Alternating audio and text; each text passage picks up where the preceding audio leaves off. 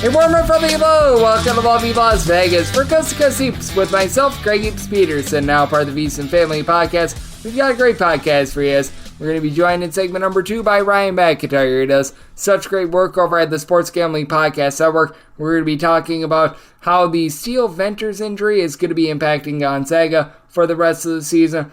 Also going to talk a little bit about the SOCON. I know that they've been doing a lot of coaches interviews from the SOCON over at the Sports Gambling Podcast Network, so he's had a chance to speak to quite a few of those guys, Ryan Ritter being the most recent of them over at Mercer. We're also going to be chatting about just the changing landscape of the Missouri Valley Conference, how we should be gauging some of these teams that have had a little bit of an overhaul as well. We saw Bethune-Cookman name off a bunch of their transfers that are going to be coming in, so we're going to be taking a look at that haul and so much more in the second segment. Here in segment number 1, we did see a few pieces of player news that we're going to be running through as well, and if you do have a question, comment, segment idea, whatever for this podcast, you do have one of two ways we offer those in. First one is my Twitter/X timeline at June_41. Keep them on there, they mean does not matter, so as per usual, please do send these into the timeline. And the other way is find an Apple Podcast review. If you rate this podcast 5 stars, it is very much appreciated. Then from there, you're able to fire in whatever you'd like to hear on this podcast via that 5-star review. And how about if we do take a look at what we got in college basketball on Wednesday? As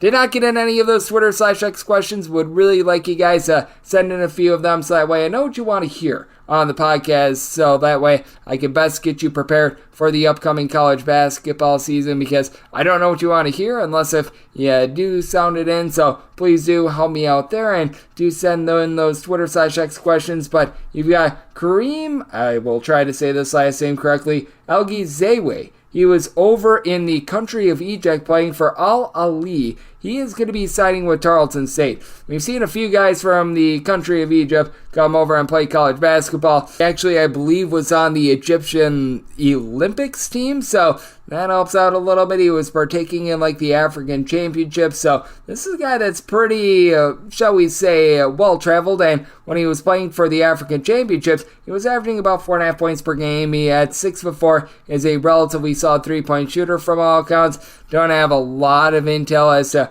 how he's performing for the professional team of Ollie C or something like that, but I believe that he was able to see some decent run there, so should be able to go into Tarleton State and be able to have a little bit of an impact, and that's a lot of what you're seeing here in the back half of the, shall we say, off-season period. We're going to see a few guys reclassify some of these international recruits. They are not going to be named until now as well, because when it comes to these guys that come in internationally, there's a lot of hoops to jump through to make these guys eligible for just college in general, so I do think that that's going to be a little bit more of what we're going to be seeing. And we did see another move that happened in college basketball, as well as more of these SWAC and MEAC teams are announcing some of their transfers. And Gavion McLean, who made 30 starts over at Abilene Christian last season, was able to give the team a little bit over a seal, 6 points, 3.5 assists per game. He's going to be heading on over to Texas Southern, and this is a big game changer for Texas Southern. I was talking about the recruiting all that Bethune-Cookman got about 48 or so hours ago, and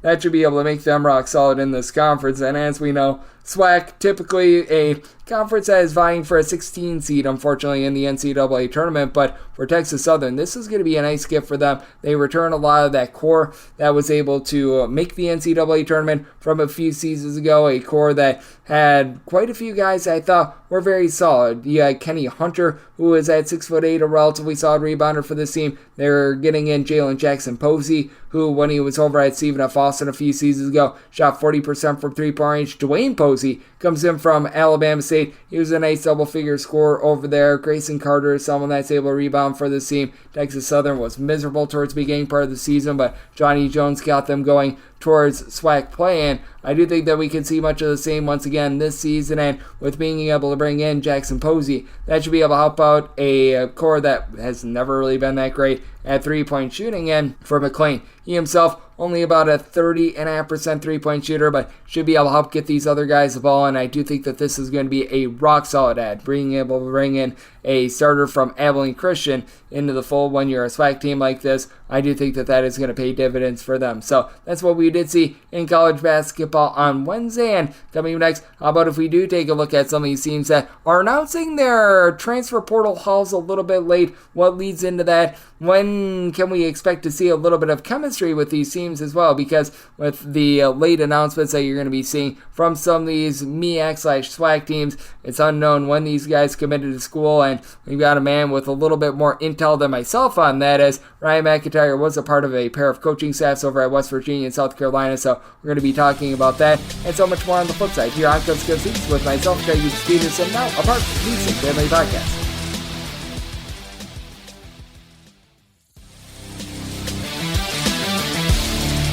And we're back here in lovely Las Vegas for Gonzaga Seats with myself, Greg Peterson, now part of the Decent Family Podcast. It is always great to be joined by this man, as Ryan McIntyre. He does such a tremendous job. Take a look at this great game of college basketball over at the Sports Gambling Podcast Network. I know that he has spent so much time taking a look at this great game that we all know and love on so many different fronts, including being part of that South Carolina coaching staff that made the Final Four, being a part of that Bob Huggins staff back in the day with West Virginia, and now he does a great job being able to cover all things West Virginia over at the Ryan and Rush Show as well. You're able to follow him on Twitter/X at Moneyline_Mac, spelled M-A-C on Mac. And Ryan, it's always great to get you aboard. Thank you.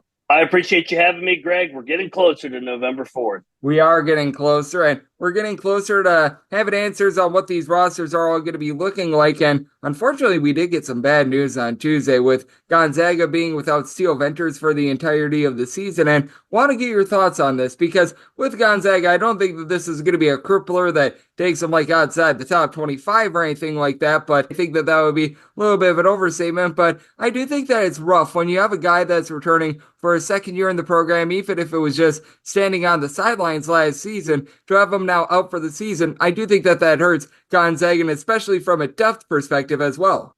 I think you hit the nail right on the head, Greg, with the depth. I thought Gonzaga from about February and on was as good a program in the country. The only loss that they had was St. Mary's in the final of the WCC, and then, of course, losing to Purdue in the Sweet 16 in a game where they hung in there. But I think they still have their horses back. They have Nembhard, Hickman back in the backcourt, EK back for another year in the system. They got Jai as well coming in, and then Greg's back. They had Khalif Battle through the transfer portal, but it is a depth piece, and it kind of may show up more so in the month of February, the dog days, when you want a little more depth. Yep, no question about it. And I do think that that puts a lot of pressure on Khalif Battle. And how much do you think that could be a case where perhaps Gonzaga struggles a little bit more than expected at the front? Because now they are, in my opinion, going to put a little bit more on his plate. I mean, he's going to be asked to do a lot. Definitely can score the basketball, but he's not coming from exactly a winning program last year. Arkansas struggled. I'm not saying he was the problem, but they definitely had some egos in that locker room. Now he comes over to Gonzaga. We'll see how they blend him in, but definitely going to have to shoulder the load a little bit more, scoring the basketball, because you know what you're getting out of that starting five. It's going to be a really good group,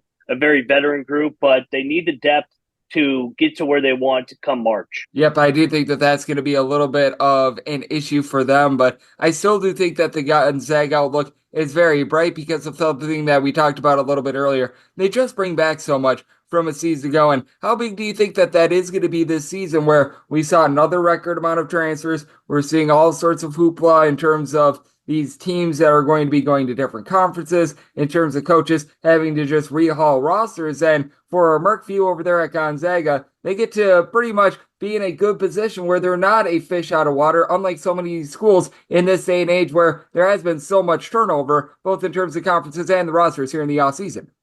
I think it's huge, Greg. I think that the formula has changed. I think people overreacted a little bit when it came to the portal. I think a lot of people just thought that what K-State was able to do in Jerome Tang's first year, but TJ Otzelberger was able to do was the norm, or Musselman in Arkansas. But what we're seeing more and more, whether it's UConn with Dan Hurley, Kelvin Sampson at Houston, Baylor with Scott Drew, Bill Self at Kansas, is you're able to keep your roster intact. You pay them through NIL. Kind of like the pro model where you keep your core and then you add a piece or two. If you need a rim protector at the back end, you go spend a couple dollars like Alabama did with Cliff Amore. If you need a sharpshooter on the wing like Kansas did, they go invest that through the portal. But the main thing, I think you got to keep your roster intact. And I think Gonzaga, I think they're fifth or sixth in returning production. I think that it's going to pay dividends big time next year, because last year they had to replace a lot through the portal. This year, it's a lot of second-year transfers that have been in the system already. Yep, I think that that's very well said, and I do think that that is going to be so massive when it comes to these teams that have had quite a bit of a overhaul here in the offseason. As Ryan McIntyre, he does great work over at the Sports Gambling Podcast Network. He's joining me on Coast to Coast Hoops, and I thought that this was really interesting in that it feels like the transfer portal has been pretty dead here over the last month and a half. And then all of a sudden, out of the blue earlier this week, Bethune-Cookman, who we had heard nothing about here in the offseason, it felt like there were like 4 or 5 guys we were wondering, hey, where are they going to be going in the transfer portal? Hadn't been hearing much about G&I Hunt, hadn't been hearing anything about Brayon Freeman. Well, it turns out all those guys are going to be going to Bethune-Cookman, and I take a look on paper, Brayon Freeman, a nice double-figure scorer in the Atlantic 10 a few years ago. Jesus Calolero was someone that, when he was over at Campbell a few seasons ago, was rock solid. On top of that, Daniel Ruzan, he was over at Manhattan. He was either their first or second best rebounder. Antoine Jones is someone that's been able to shoot the three ball at Memphis and Creighton. I don't know what you made out of Bethune-Cookman and the announcement of their transfer class, but for one, you think that it's very strange that none of this came out until a little bit earlier this week. But two, I'm actually quite impressed by it. Bethune-Cookman, baby. The SWAC never disappoints. Reggie Theus coming back for another year. We've seen him at Cal State Northridge, New Mexico State. He's always been able to get talent. It's just, can he blend the pieces together? The SWAC, the SWAC, it always will go through Texas Southern. Last year, Grambling State was able to get over the finish line. But yeah, I mean, talent-wise, kind of seeing what Howard's been able to do in the MEAC.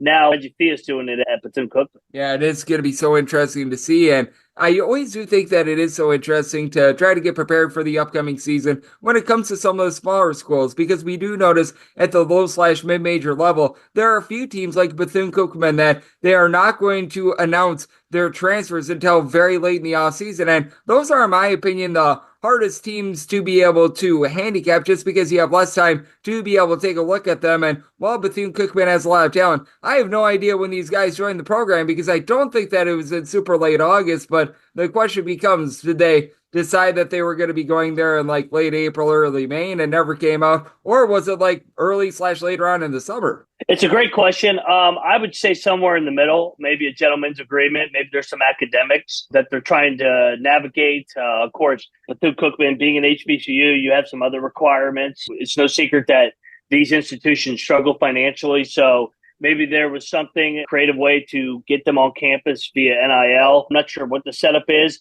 Maybe the other end of it too, Greg, could be that they wanted to hide that they had these guys just because they didn't want the high majors poaching them. We see it left and right where guys will stay on campus for a week or two, and then next thing you know, he's with a different program later that summer. So definitely an interesting dynamic. I'll probably sit out on them early in the season, although I do like their talent, but I think it's going to take a minute to progress. Yep, and you mentioned it with Reggie Theus, a man that has played at the NBA level and was quite good when he was playing at the NBA level as well. So, guy that is able to give these guys some great knowledge on that front. And team that did lose quite a bit was Zion Harmon and company moving on during the offseason, but nice haul there with the likes of G&I Hunt and company. As joining me on the show, we've got Ryan McIntyre aboard, who does such great work over at the Sports Gambling Podcast Network. And it's so funny that we're talking about Bethune-Cookman, because I know that you and our good buddy Kobe Dan over at the Sports Gambling Podcast Network are continuing the coaching series. And you guys welcomed on one of the former coaches over there at Bethune-Cookman, as well as I know that Ryan Ritter, the new coach over at Mercer, he has joined you guys. If not already, that is going to be coming out either later today or was up yesterday on your college experience feed. But when it comes to Ryan Ritter, what he's looking to build at Mercer, just how do you take a look at things? Because he's a guy that I think is so interesting coming into the season as a coach, because he's bringing in a bunch of international guys to Mercer. It's sort of like the team of the international men of mystery, but he, time and time again, no matter where he's been, has been able to get results. Episode literally just got released, so everybody go check that out. Good timing on that, Greg. You look at what Ritter's been able to do. I thought he did a great job at UT Martin, just being able to adapt. He talked about it, going through the struggles. Year number 1, 8 wins during the COVID era, but then jumping to 22 wins, winning the regular season last year. He also won at Bethune-Cookman, like you said.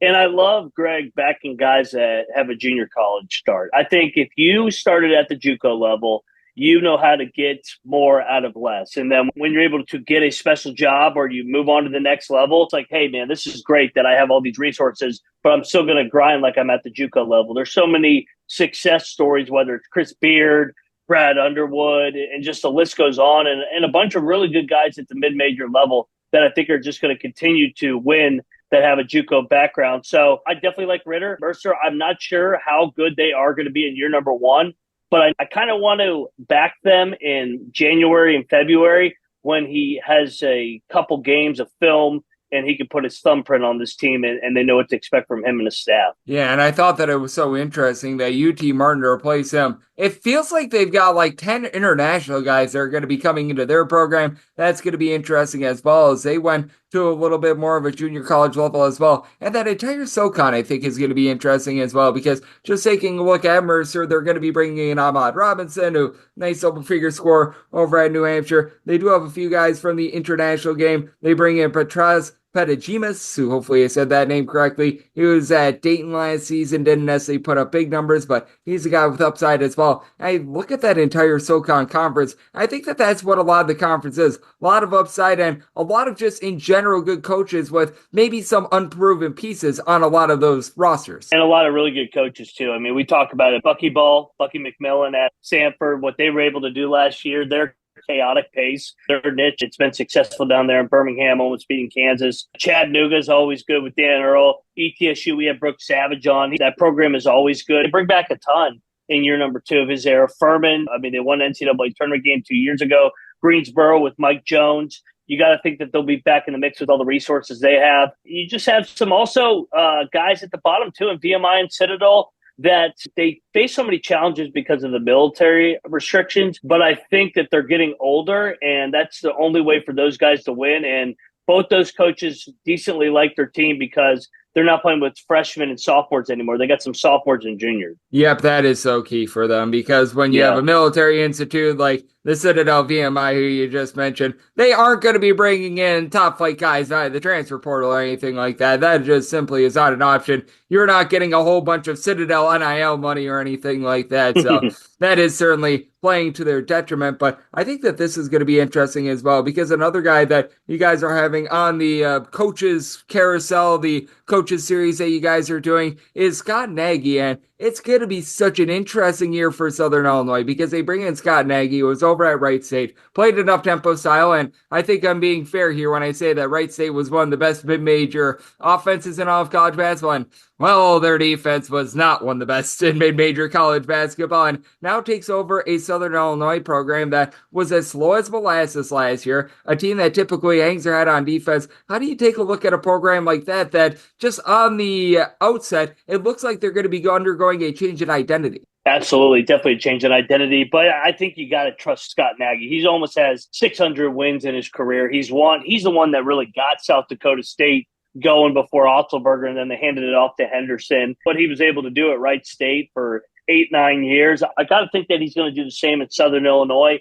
I don't know if it'll be pretty early, kind of like Ritter at Mercer, but I think they will get better late. We had Coach Nagy on earlier in the week. He was talking about 14 out of the top 15 guys from last year in the Missouri Valley are no longer in the Valley anymore, whether it's the portal going professional. So I think you're going to see the Valley be as open as ever, especially with DeVries going to West Virginia, Schertz going over to St. Louis. So you lose your top two coaches that finished last year. And I think you got Bradley, Northern Iowa, Drake, Murray State, Illinois, Chicago, Illinois State, Belmont. The Valley is going to be as fun as ever next year. Yeah, the Valley is going to be fun. And how much do you take a look at the way that the Valley has changed a little bit? Because just a few years ago, like every single school in that conference was playing a very slow style of basketball, but now they've brought in Belmont, a little bit more of an up-tempo team, a Murray State team that doesn't play fast, but they're a team that lights it up on offense, left something to be desired on defense. And you can tell when Josh Schertz got to Indiana State, that caused for a lot of teams to try to keep up with them and speed up their tempo a little bit.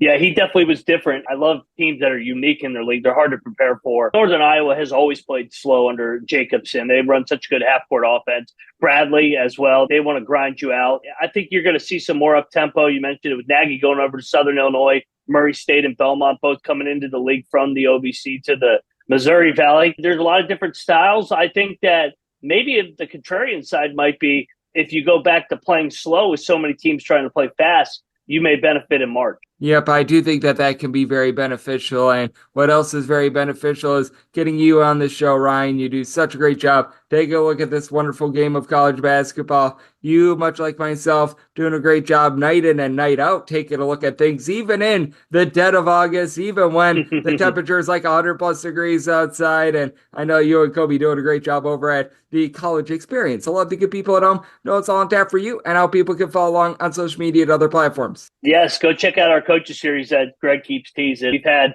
about 35 coaches on so far this summer. We will finish around 60 plus, maybe even 70, maybe 68. I don't know. Before November 4th, when we tip off the ball. Our conference previews begin next week after Labor Day. I know, Greg, you've already started yours, so we got to play some catch up with you. Yeah, go check out the Ryan and Rush show for all you West Virginia fans as well. Season can't get here soon enough, my man. I always appreciate you having me on, Greg. And we always appreciate the time of Ryan, as he's a man that has spent time on the sidelines, was a part of Final Four runs, so that experience is just so invaluable, and being able to get that on the podcast time and time again is always a pleasure. So a big thanks to Ryan for joining me on Coast to Coast Hoops, all part of the VSiN Family Podcast. And if you do like hearing from this fine podcast, Coast to Coast Hoops, you're able to subscribe wherever you get your podcasts, Apple Podcasts, Google Play, Spotify, Stitcher, and TuneIn. If you have a question, comment, segment idea, what have you for this podcast, you have one of two ways to fire those in. First one is my Twitter/X timeline at GNN_D1. Keep in mind, Lord CM, they mean does not matter. So as per usual, please do send these into the timeline. The other way is find an Apple Podcast review.